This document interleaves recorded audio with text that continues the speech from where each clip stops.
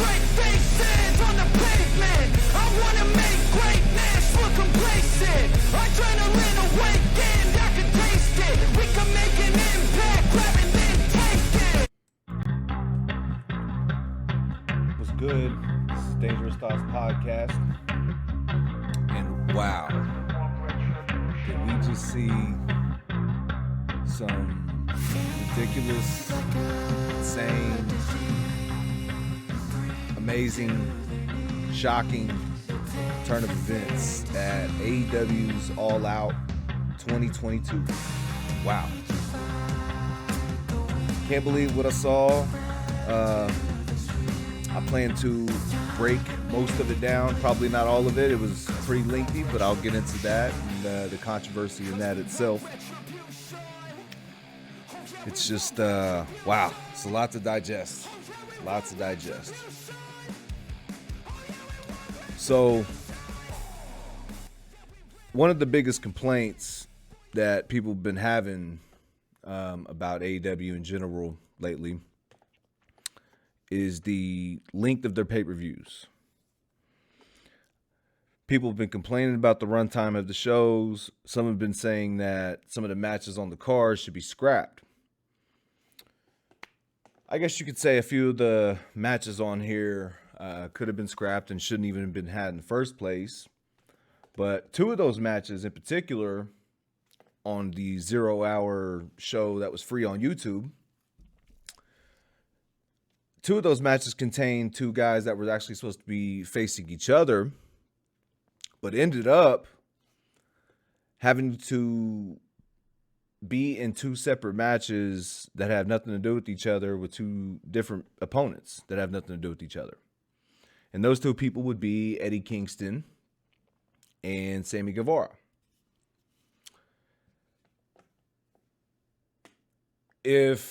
So the reason why that their match got scrapped, because they were supposed to have a match, if you don't know, that was coming out of that whole feud with the Jericho Appreciation Society and Kingston and all them. They were supposed to have a match, and there was some backstage drama. Long story short, Eddie Kingston got suspended for putting his hands on Sammy Guevara, and therefore their feud and their match at All Out was scrapped.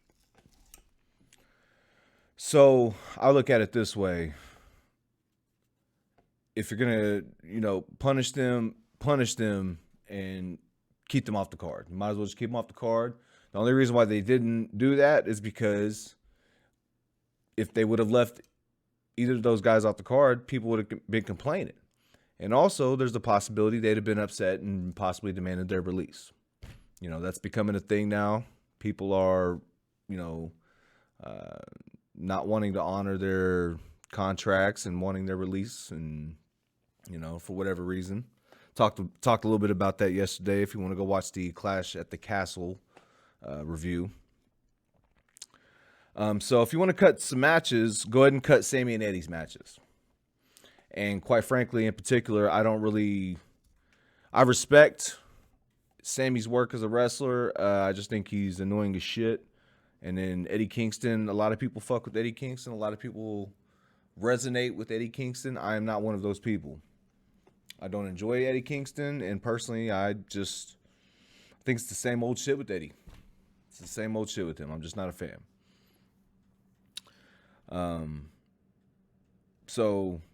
And you have to kind of cut those two because the other ones you can't really cut are title holders or feuds that have been going on for a while and need to be paid off. I mean, you can't cut Pac because he's got the All Atlantic title.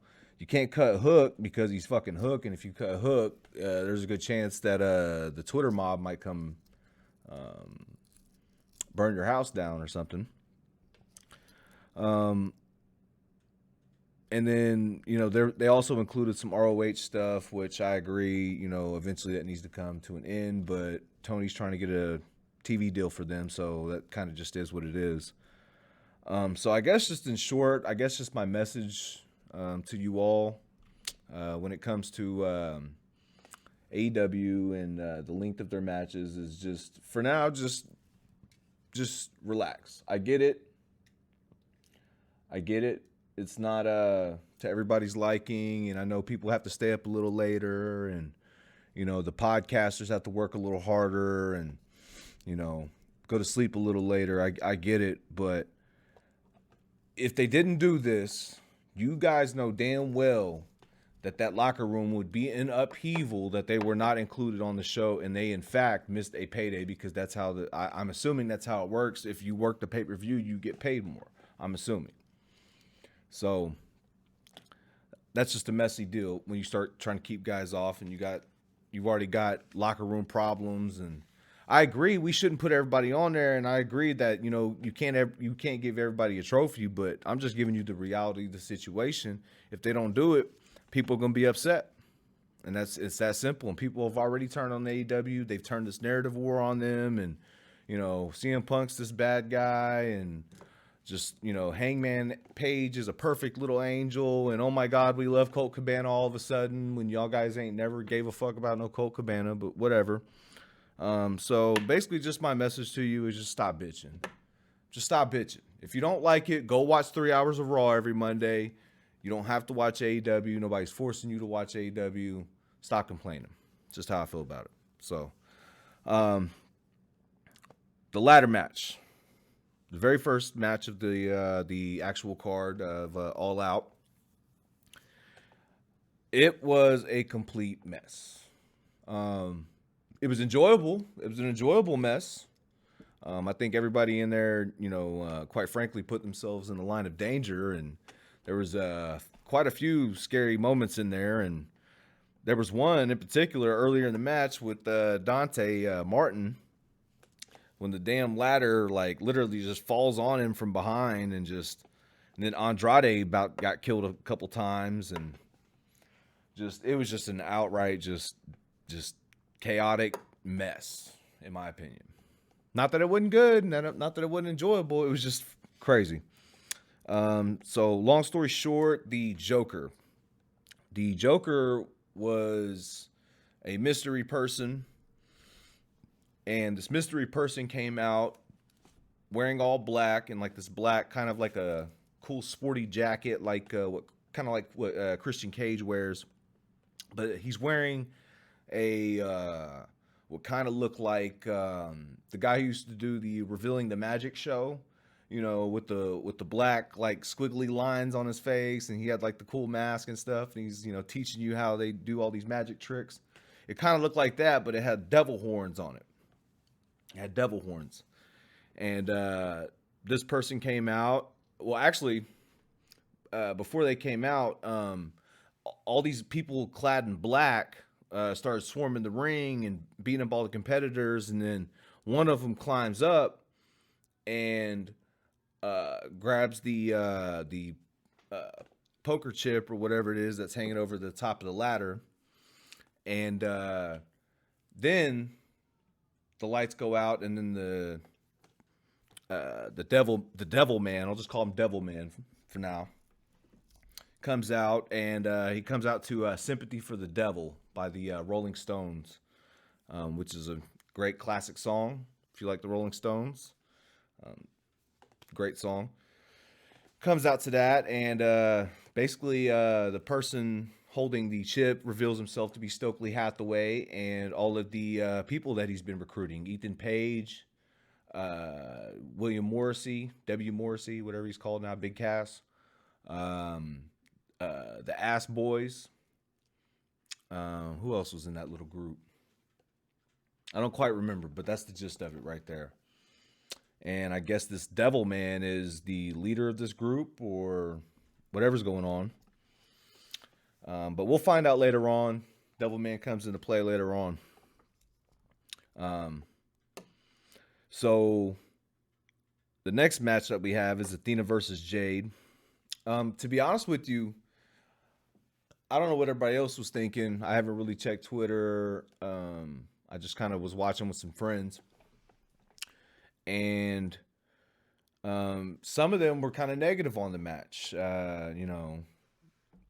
Basically saying Jade only, was being carried and this and that. Well, yeah, Jade's going to be carried. That's how this works. She's young. Athena's a veteran. It's just how this works. Athena's going to put in the work, and Jay's going to win. That's how this goes. And personally, I thought it was the best Jade has looked. She looked the most seasoned I have seen her look yet. She looked crisp. Her moves looked impactful. They didn't look like they were too stiff. She looked like she knew what she was doing. She looked like she was doing it just right. They were working quickly. They were working smoothly. I liked the match. I thought Athena made Jade look great. I thought Jade looked great. Athena looked great. It was the best I had seen of either one of them yet, to be quite honest. Next up, we got FTR, Wardlow versus Motor City Machine Guns and Jay Lethal. And they were accompanied by Sanjay Dutt and the big giant dude Satnam Singh. And Sanjay came out with wearing a shirt that's that was making fun of Dax Harwood's 8-year-old girl that he references in his promos. And instead of fight like an 8-year-old girl, he had girl X'd out and had brat, an 8-year-old brat. So, pretty savage on the kids there. So I guess Sanjay said F them kids, you know. So, anyway, the match itself was fine. It was, just a typical 3-on-3. It was, FTR got their stuff in. Wardlow got his stuff in. Alex Shelley, there was one spot in this match. Alex Shelley overhand slapped Wardlow directly in the face. I thought it was pretty funny. Just the way it looked. It looked like it looked ridiculous. It was hilarious. And Wardlow sold it great, and it was good. It was a decent little decent but throwaway match. FTR, but you can't leave FTR and Wardlow off the card. They deserve to be there. They've worked too hard. FTR is the best tag team in AEW, if you ask me. And I think a lot of people would agree with me on that. And I think Wardlow does not deserve to be left off the card. Wardlow's the TNT champion. Wardlow's had a hell of a year. And hats off to Wardlow. And so, anyway, they go on to win the match, Wardlow and FTR. After the match, the Motor City Machine Guns, Jay Lethal, Satnam Singh, Sanjay Dutt start surrounding the guys in the ring, about to jump on them, pounce on them like a pack of wolves. And then all of a sudden, Samoa Joe's music hits, and Samoa Joe comes marching down the ring, looking badass. Just returned from the role of Sweet Tooth and Twisted Metal. Can't wait to see it.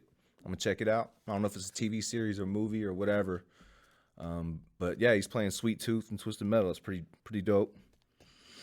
And then after Samoa Joe comes down there and evens the odds, Dax's daughter comes down and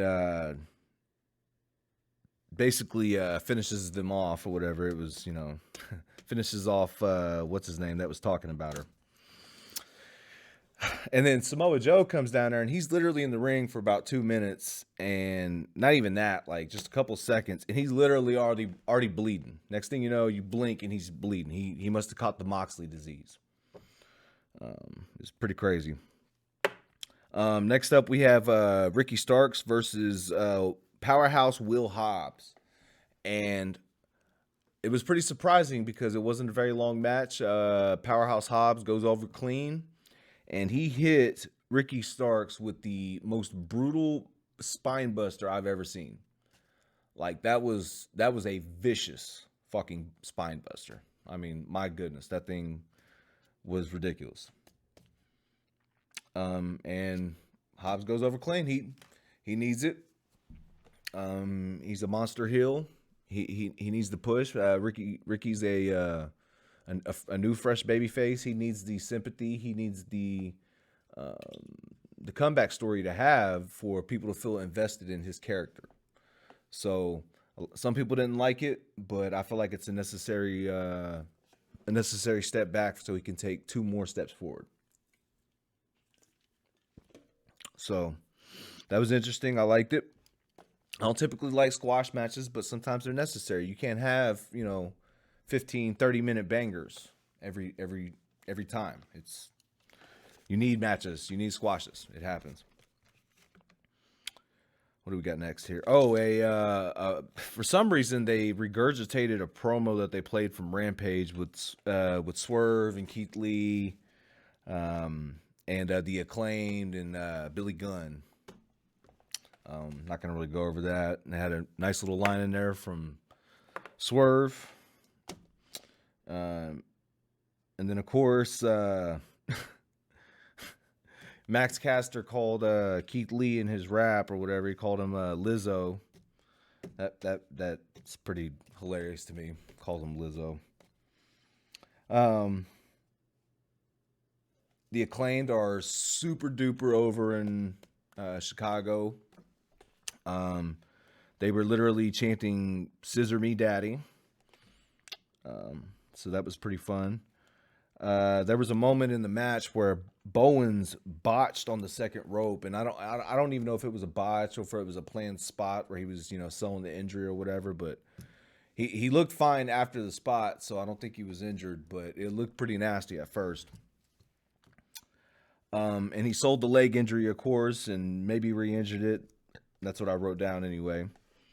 To be quite honest with you, that match was an incredible match, and it had zero build, but somehow, some way, that match got just as much heat as the damn Moxley and CM Punk match. I mean, it was ridiculous. Those people were as pissed that the Acclaim lost as they probably would have been if CM Punk had lost his match. But I'll talk about that later on, because that's kind of a... Anyway, but yeah, it was just Chicago was irate after that one. They really wanted the Acclaim to win, but it's not their time yet. Swerve in Our Glory's got it. I mean, some people were saying it might have been a mistake to have Acclaim lose that, but it's not their time yet. They'll have plenty of time. They're young. It's no big deal. They'll be all right. Let's see here. Next, we got the 4-way women's championship interim champion match. So I just want to make this clear. I wanted Jamie. I still do. I want Jamie Hayter to win, of course. Get your mind out of the gutter. The crowd seemed a little dead after this match, after the match that just ended, the tag team match. They were really invested in it, and they got really spirited, and they were kind of burnt out after that match. And the women had to come in and pick up the pieces. And quite frankly, I think they did a pretty good job. I actually enjoyed the match. I thought it was pretty good itself. It was hard hitting. It was fast paced. It was smooth. It was crisp. All the ladies were hitting their spots. Nobody botched that I can think of. There were some stiff looking spots. The typical, Jamie Hayter stood out. Obviously, I wanted her to win it all. Unfortunately, she didn't win. But there was some cool stuff in this match. At one point, Sheeta botched a nip up, but I think that was about the only botch in the match, to be honest with you. But nothing against Sheeta, but shit happens. They also destroyed her at one point in the match at the top of the ramp. Sheeta returns a little bit later and beat them with kendo sticks, and then not long after that, Britt ends up turning on Jamie Hayter. And by the way, Britt Baker has a really nice looking curb stomp. Like Seth Rollins, you better watch your ass. Brittany's coming after you. Just saying. But yeah, she ended up turning on Hayter, and Hayter was none too thrilled about it. And long story short, Toni Storm wins. She's your new AEW Women's Interim Champion. And good for Toni Storm.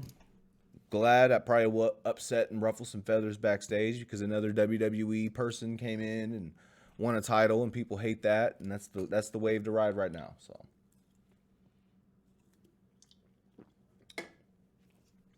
So, next up, we got another surprise squash match. Christian Cage versus Jungle Boy. Let me take a drink real quick.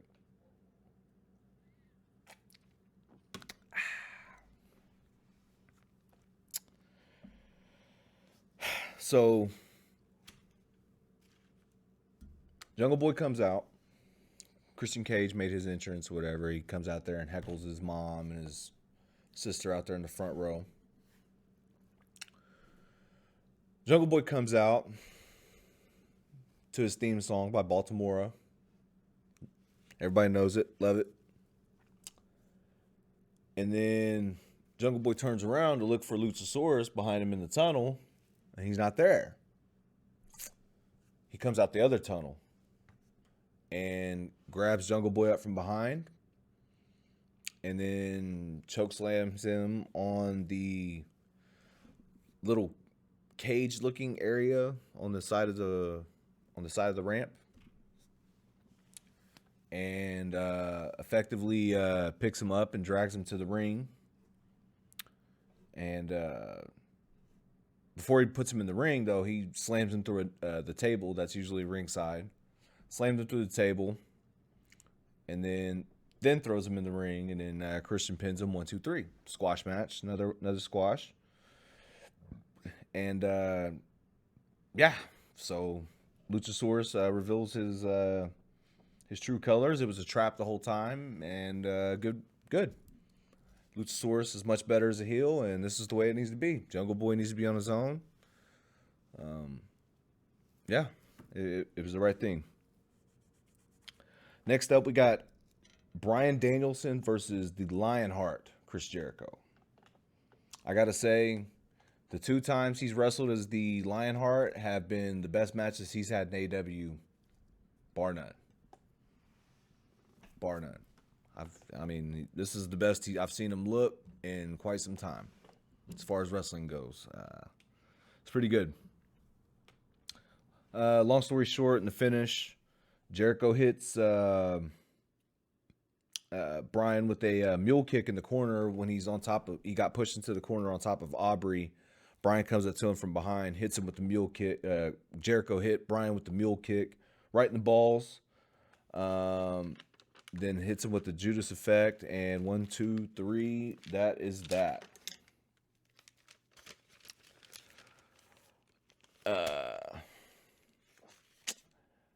Also, Daniel Garcia was shown backstage looking disgusted or whatever, and talks to Jericho later on. Next up, we got the House of Black versus Miro, Sting, and Darby. Darby comes out to the ring wearing some canvas jacket, yellow mustard looking thing. He pretty much looked like he was homeless, to be honest. He looked like a homeless man. He looked like the guy that you see in the alleyway sleeping in a cardboard box with his little tin cup out, putting dollar bills and change in it. Let me see. Hold on. Let me make sure am I missing anything here? I think that's it. Yeah, I think that's it. Okay. So this was a cool little match. I'm not going to get too much into it. It was a good little 3-on-3. House of Black versus Miro, Sting, and Darby. Wow. The booking of this match is definitely going to cause a stir on Twitter. So I touched on this a little bit yesterday in the Clash at the Castle review. I briefly mentioned it. Malachi had been requesting his release supposedly due to mental health concerns and spirituality concerns, I think was the other reason cited. And I guess he's frustrated with the booking and whatnot. And what gets me is he says that he had a back injury that he was thinking about retiring from or because of. And then he expects to be booked a certain way because why? I don't understand how we go from being thankful that Tony is working with you and allowing you to compete, even though you could possibly be retiring, to I need my release and this and that. I don't understand why you need a release for mental health concerns. When you just take time off the same way that Moxley went to rehab, I mean, Tony's willing to work with you. I don't understand. To me, I feel like it was ulterior motives there. I feel like, quite frankly, there's a whole bunch of guys in the back who just want to jump ship because it's the new fickle thing to do. He's a Triple H guy. And it's cool. It's what's in vogue right now. Let's all go back to Triple H. Triple H is God. Triple H is perfect. He can do no wrong. He's St. Paul the Perfect. I talked about that yesterday in depth. I like Triple H, don't get me wrong, but the pettiness and the he can do no wrong mentality is just stupid. And these narratives that all these little e-drones and these fake accounts on Twitter are creating is just ridiculous. And it's bleeding over into other things as well, which I'll get into. But yeah, Malachi ends up taking the pin after he took the pin by Darby after he got misted by Sting. Just wow and yikes. Just wow and yikes. I mean,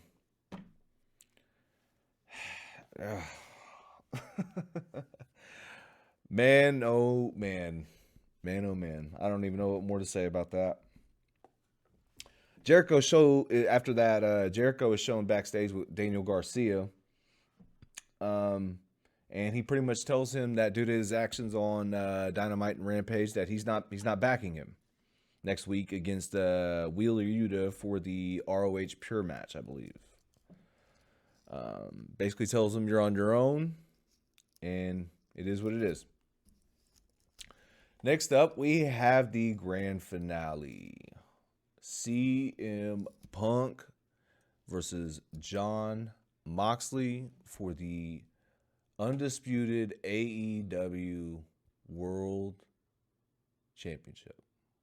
World Heavyweight Championship. I don't know. Is there a heavyweight in there or is it just World Championship? I don't know. If you know, if you're watching this video and you know the answer to that, let me know down there in the comments, because I really don't know off the top of my head if it's the World Heavyweight Championship or the World Championship or what its official name is. If you know what the official name of the AEW title is, go ahead and comment down below. Give me a like, give me a share, subscribe. You know the deal. You know the deal, you know the drill. And fist bump the hell out of that like button. Give me one of those. So, CM Punk versus Jon Moxley. Where do I start on this thing?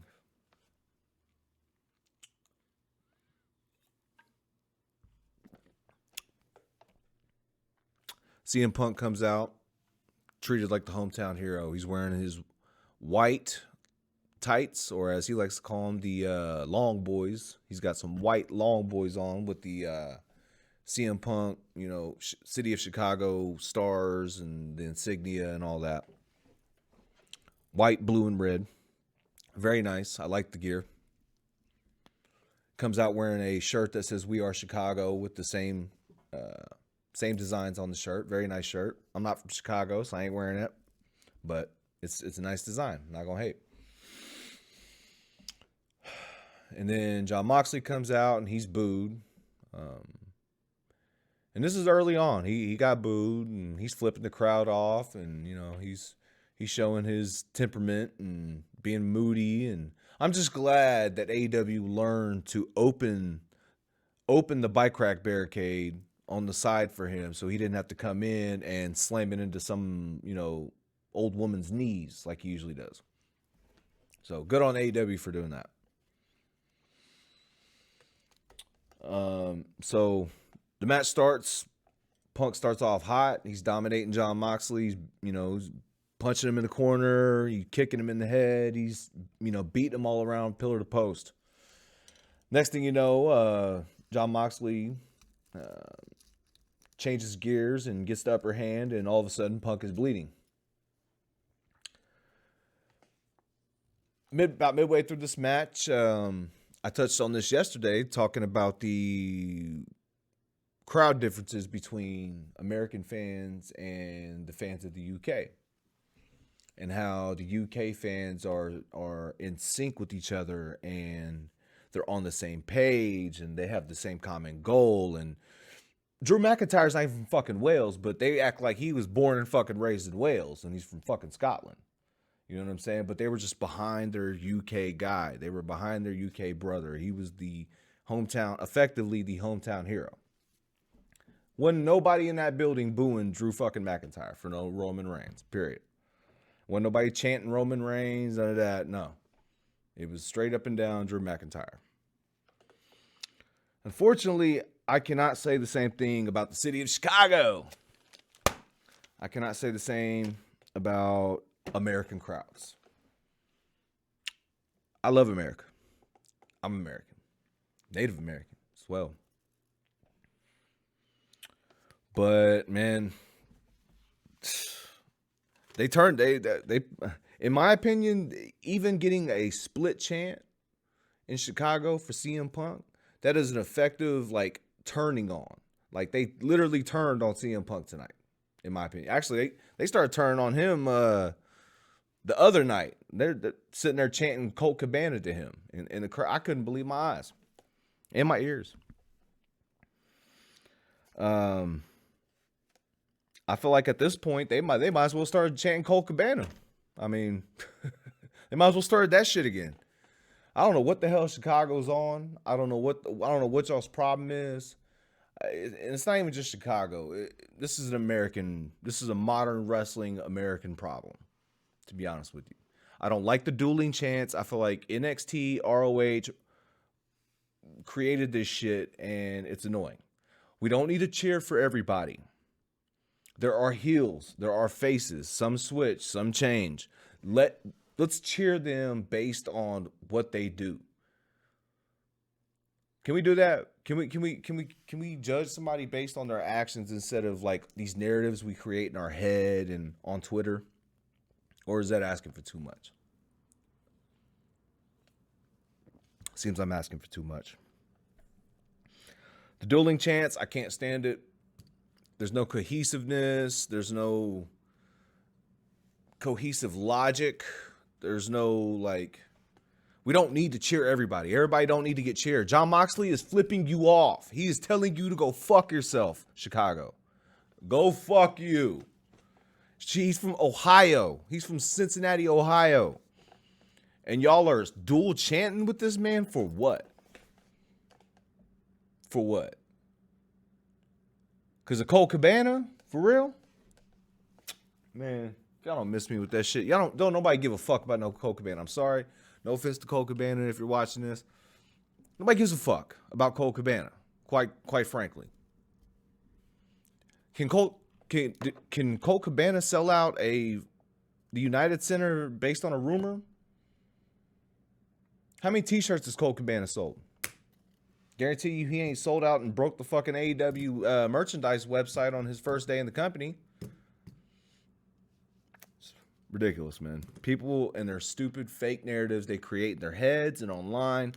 Listen, guys, you're not in the locker room. You weren't in the courtroom. You ain't in their cell phones. You don't know what happened with CM Punk and Colt Cabana. All you got is hearsay and what other people have said. As far as I know, neither one of them have really like given all of the details about exactly what happened. And quite frankly, it's none of your fucking business. It doesn't matter. It doesn't matter. So you guys going to these shows and chanting Colt Cabana to CM Punk, you're not cool. You're not edgy. You're not smart. You just sound and look stupid. You just sound and look stupid. So, anyway, Chicago, you are fickle. Fickle ass Chicago. You ain't loyal. Chicago ain't loyal at all. There's no reason why there should be dueling split chants. There's none. You failed, Chicago. You had one job and you failed. I'm disappointed in you. It's the worst Chicago crowd I've ever heard and seen. Ridiculous. And usually y'all are great. Y'all always set the standard and shit for America. But man, as far as I'm concerned, UK got y'all beat soundly.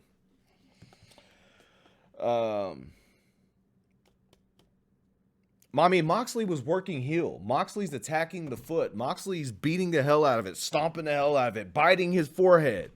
flipping you off, telling you to go fuck yourself, fuck you, fuck your wife, fuck your kids, fuck your dog, fuck your cat, fuck them all. You know, clapping out there like a bunch of mindless seals. You guys look stupid.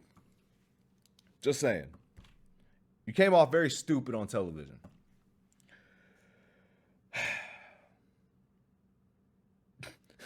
It just blew my mind. The dude's attacking his foot and intentionally working heel. There was a lot of boos. Don't get me wrong. There was a lot of boos.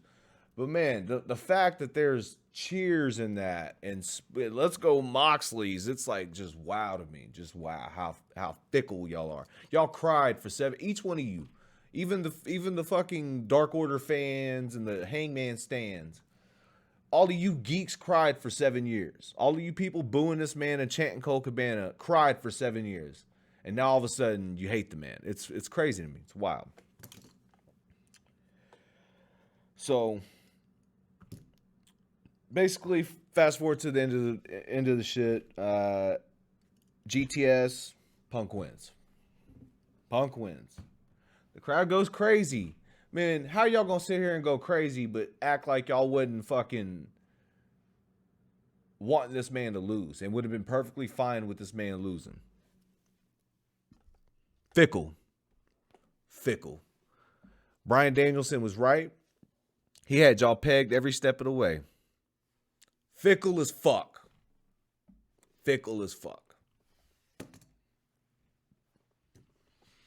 I hate this goddamn era of wrestling. You motherfuckers are so sensitive and you think you fucking know it all and you're fucking assholes and you ruin it, quite frankly. You ruin the shit with your fucking know-it-all bullshit. Listen, guys, Dave Meltzer might know a lot of shit, but he don't know it all.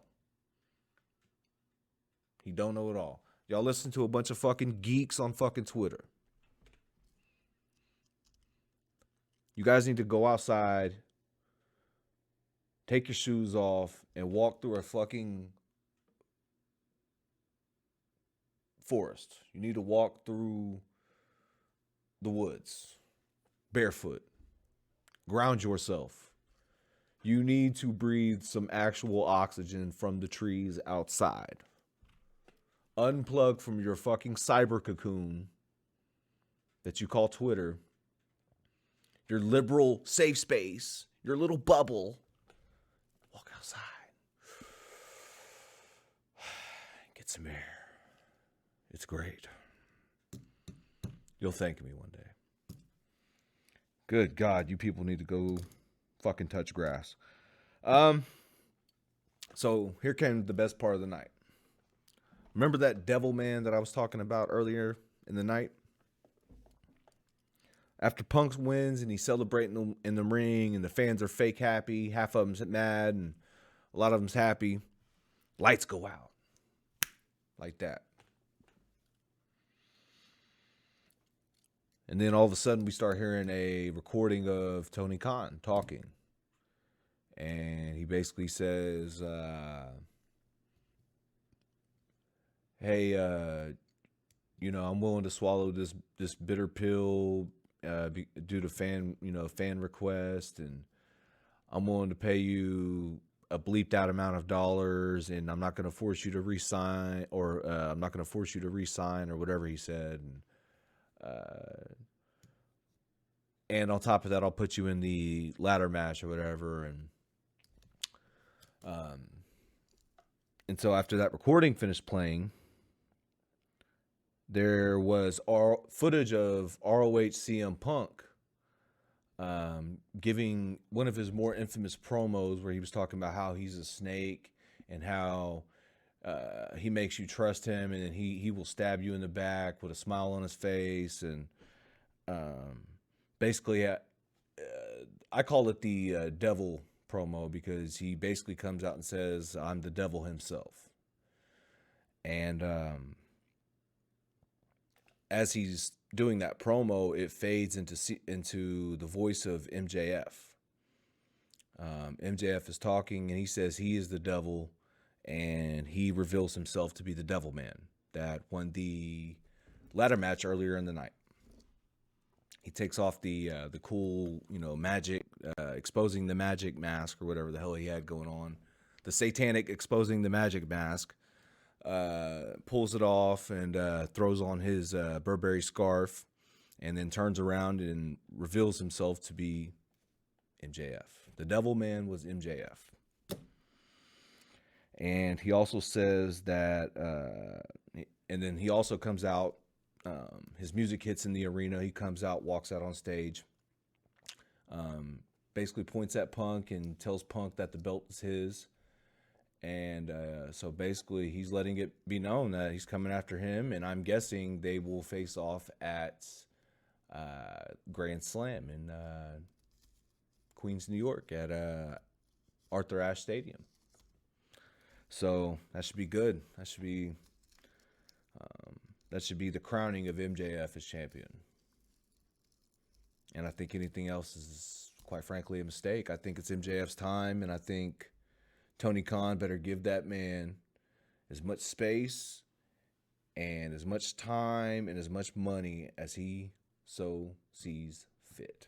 If he lets that man walk into WWE, into Triple H's arms, that will be the biggest mistake Tony Khan has made thus far. And he's made quite a few. He has made quite a few.